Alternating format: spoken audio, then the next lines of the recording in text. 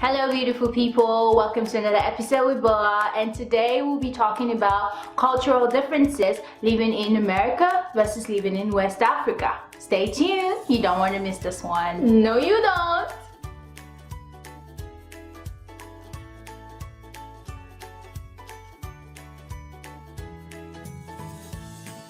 Interaction between people, older people versus younger people. See, in Africa, older people, or rather, let me take that back, in West Africa, because you know Africa is huge, right? So we don't know. But for the most part, in West Africa, older people are seen more as symbol of wisdom, versus here, you know, the younger people are overly placed. So in general, it is interesting to, you know, kind of see both sides of the coin and experience that, or, you know, you're just walking around and then you see a younger person call an older person a liar and you just want to like, no, don't do that, you know. And not saying that, you know, older people are always right or younger people are not supposed to be right. However it goes, it's just interesting to see, you know, those cultural differences and experience that, you know, everyday living. So number 2, path to success. In America, you're most likely to be successful by doing the things you like, such as your hobbies like singing, dancing. You can even walk on the moon and you make money. You can even eat snails, you know, and you make money. However, in West Africa, you're most likely to be successful by being an engineer, a doctor, a lawyer, you know, stuff like that. Number 3, dating age. See, in America, the dating age could start as early as 12 years old, you know, bring your boyfriend home, eat dinner with the family, you know, do all that cool stuff, okay. But in West Africa, my sister, my brother, no, it's not going to happen. You have to be at least out of the university for that to happen, you know. It's like you just don't date, you know, your teenage age and everything, you know, it's a no-no. So usually, you know, you respect what your parents' wish is and things like that. So Americans tend to date earlier than we do in West Africa, but you know, at least that's what our parents assume, right? Shout out to you, daddy and mommy, don't worry, we love you and we're good kids. Number 4, time.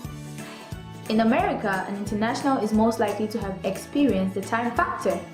Apparently, punctuality is a big deal in America. There's even an American saying, if you're on time, you're late. I don't even know what that means, guys. Like, seriously?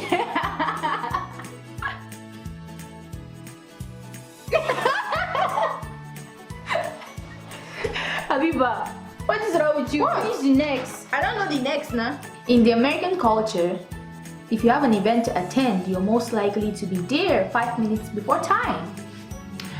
However, in the African culture, okay, West African, okay, to be specific, you know, Africa is big, again, so we don't know, right? But we do know. In West Africa, if you have an event, please do not show 5 minutes before the actual event starts, because probably the host themselves are not even done getting ready for the event and you show up and sometimes it could be considered even rude. Hey, the most fun part is when you have to help the host, you know, cook the food. I don't want to do that, so I show up 2 hours later, you know, that's when everybody comes, right?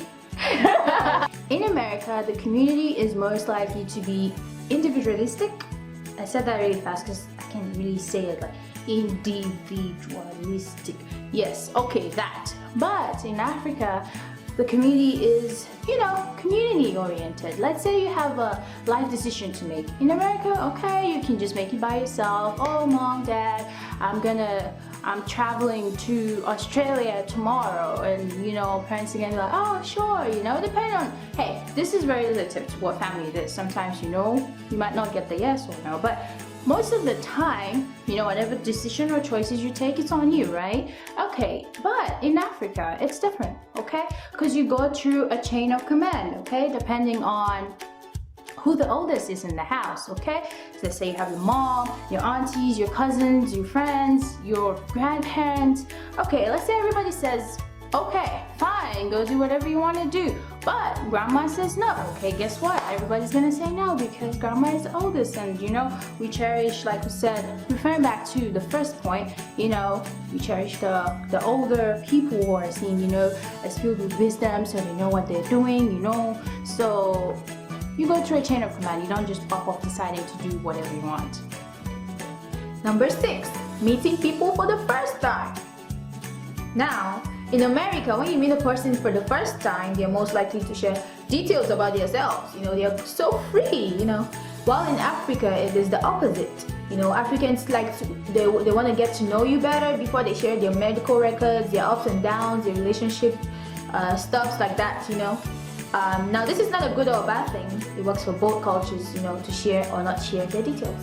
The final point, 7, sell yourself. See, in America, a lot of people are taught self-confidence, to be self-confident, be able to talk about yourself and sell yourself and say all the good things about yourself, it's normal, right? But in Africa, we're taught more humility, let other people sing of your praises, so it's kind of, for me, what had problems with the cultural difference is, maybe doing job interviews and I'm expected to just, talk about all this good stuff about myself. I'm most likely not to say a whole lot because to me it comes up as though I'm being arrogant, but that's not necessarily the situation. But here, you're hanging out with friends and you're telling you, oh, I'm good at this, I'm so good at this, I know it's like, okay, stop the arrogance. But then I have to constantly remind myself, hey, this is not just them trying to be arrogant, maybe it's just